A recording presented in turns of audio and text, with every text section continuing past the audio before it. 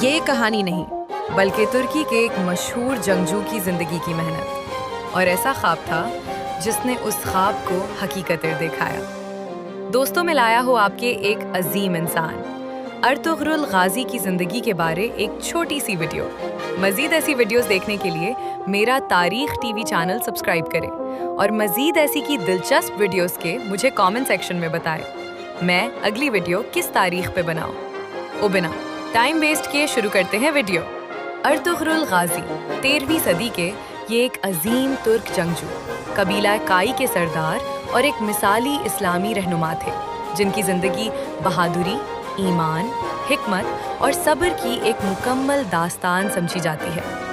وہ سلیمان شاہ کے بیٹے تھے اور ایک ایسے دور میں پیدا ہوئے جب دنیا بھر میں سیاسی انتشار، منگول حملے اور قبائل کی ہجرتیں عام تھیں۔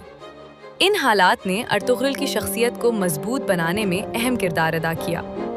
بچپن ہی سے انہوں نے گھڑ سواری، تلوار بازی اور جنگی حکمت عملی سیکھ لی تھی، لیکن ان کی اصل پہچان صرف جنگجو ہونا نہیں بلکہ ایک منصف، دور اندیش اور با کردار رہنما ہونا تھا۔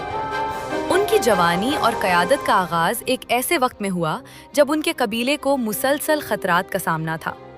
وہ اپنے قبیلے کو محفوظ رکھنے کے لیے مختلف علاقوں میں ہجرت کرتے رہے اور ہر جگہ نئے چیلنجز کا مقابلہ کیا۔ ارطغرل غازی کی سب سے بڑی خصوصیت یہ تھی کہ وہ طاقت کے ساتھ ساتھ انصاف کو بھی برابر اہمیت دیتے تھے۔ وہ صرف جنگ جیتنے کو کامیابی نہیں سمجھتے تھے بلکہ کمزوروں کی حفاظت، مظلوموں کی مدد اور حق کے قیام کو اپنی اصل ذمہ داری سمجھتے تھے۔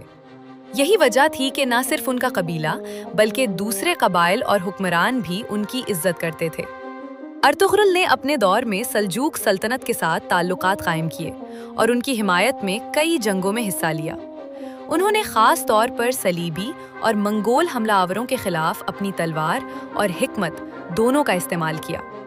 منگولوں کی طاقت اس وقت بہت زیادہ تھی اور وہ کئی علاقوں کو تباہ کر چکے تھے، لیکن ارطغرل نے اپنی حکمت عملی اور ایمان کے ذریعے اپنے قبیلے کو ان کے اثر سے محفوظ رکھا۔ ان کی قیادت میں قبیلہ کائی نہ صرف بچا بلکہ مزید مضبوط اور منظم بھی ہوا۔ ارطغرل غازی کی زندگی کا ایک اہم پہلو ان کی روحانی وابستگی بھی تھی۔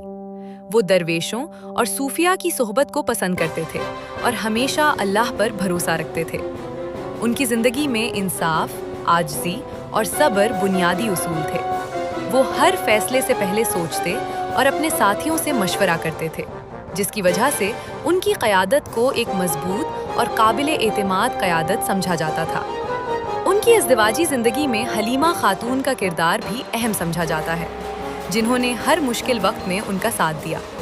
ان کے گھرانے میں بعد میں ان کے بیٹے عثمان پیدا ہوئے، جنہوں نے اپنے والد کے نقش قدم پر چلتے ہوئے ایک عظیم سلطنت کی بنیاد رکھی، جسے بعد میں سلطنت عثمانیہ کہا جاتا ہے۔